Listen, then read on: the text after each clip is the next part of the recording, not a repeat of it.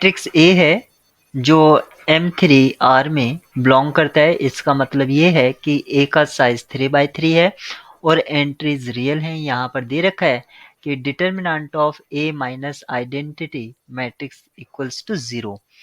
यहाँ पर identity matrix भी करेक्ट साइज का है। साथ ही साथ दिया है आपको कि ट्रेस ऑफ ए 13 है और डिटर्मिनेंट ऑफ ए यहाँ पर 32 है। तो आपसे पूछा गया है कि आइगन वैल्यूज का स्क्वायर सम कितना होगा। तो हमारा मेन टारगेट होगा कि किसी भी तरह से आइगन वैल्यूज को फाइंड आउट करना।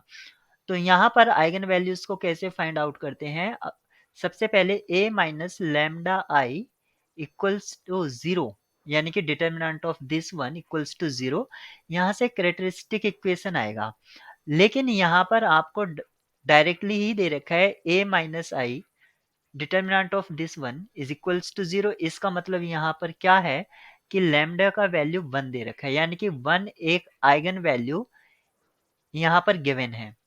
अगर 1 एक आइगन वैल्यू गिवन है तो हम क्या जानते हैं कि ट्रेस ऑफ ए क्या होगा। सपोज करो एक आइगन वैल्यू 1 है, दूसरी अल्फा और तीसरी आइगन वैल्यू बीटा।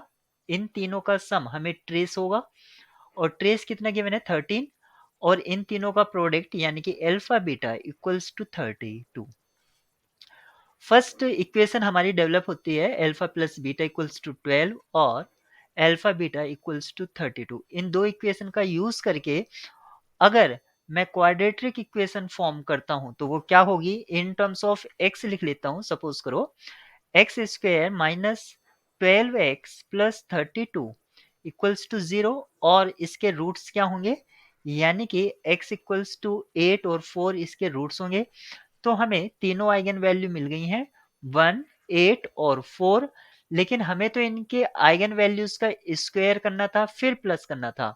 1 का स्क्वायर 1, 8 का स्क्वायर 64, फिर 16, और इनका अगर हम प्लस करते हैं तो ये हमें मिलेगा 81।